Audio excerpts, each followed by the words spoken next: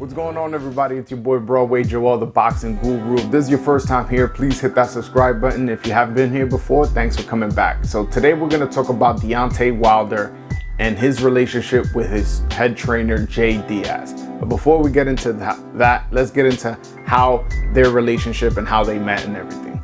So when Deontay Wilder was in his early 20s, he had a daughter with born with a disease called spinal bifida. So Deontay Wilder realized she was going to need special medicine and special medical treatment, and all this, ends up becoming expensive. So he wanted to see if he could try boxing and see if maybe he could start making money that way. He went to his local gym, which was about 45 minutes from where he lived, and the head trainer there was Jay Deas. Jay Deas saw this guy, 6'7", could hit like a Mack truck, and pretty much just taught him the fundamentals, or taught him what he could teach him. He paid for his equipment, paid for him traveling out of state for certain tournaments and sparring, paid for sparring partners, gas and food, and pretty much provided Deontay Wilder with everything he needed, for him to move forward as a boxer. And not for nothing, Jay Deas did a good enough job for Deontay Wilder to become a bronze medalist in only a year and a half of boxing. So this is like pretty significant, but I think that has more to do with Deontay Wilder as an athlete as opposed to Jay Deas as a trainer.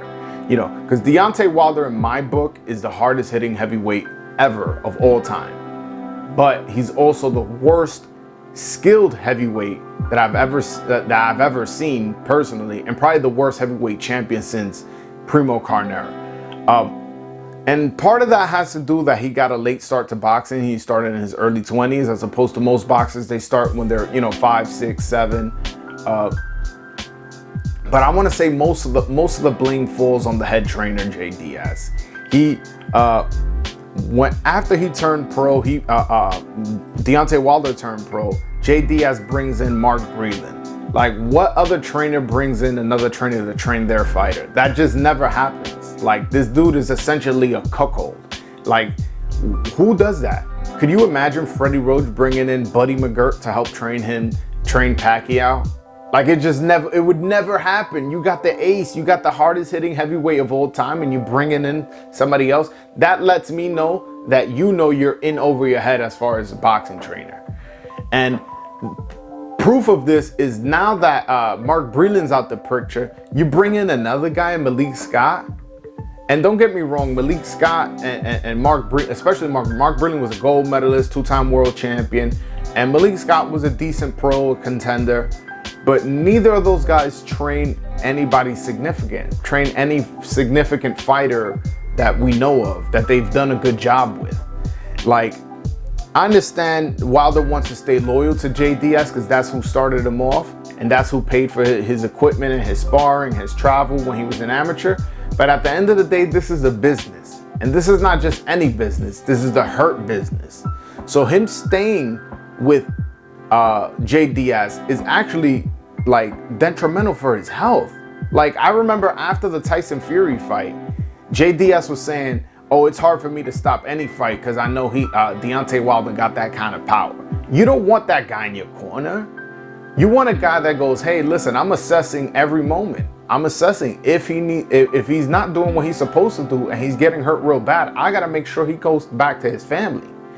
He has a daughter with spinal bifida who, yeah, maybe he dies and maybe he's already provided enough money for her to get the special treatment. But yeah, if he dies, she won't have a daddy. Like, that's the kind of person you want in your corner, who's taking in consideration not only you, but your family. Deontay Wilder, I feel he's making a mistake by staying loyal to the guy who brought him up, but could only bring him up to a certain point. He needs to learn how to fight. He needs to learn how to use his height. He doesn't know how to use his height. He needs to learn how to control himself when he gets somebody hurt and not throw these wide looping shots. Get with a Jonathan Banks, who used to train Vladimir Klitschko after Emmanuel Stewart passed away. Get with a Robert Garcia. Get with a Freddie Roach. Get with people who have evidence that they've trained other people and made them successful. But all right, guys, that's my video. Hopefully you guys enjoyed the video. Please hit like on this video, comment what you think of this video, as well as follow me on Twitter @_BroadwayJoel. All right, guys, until next time, peace.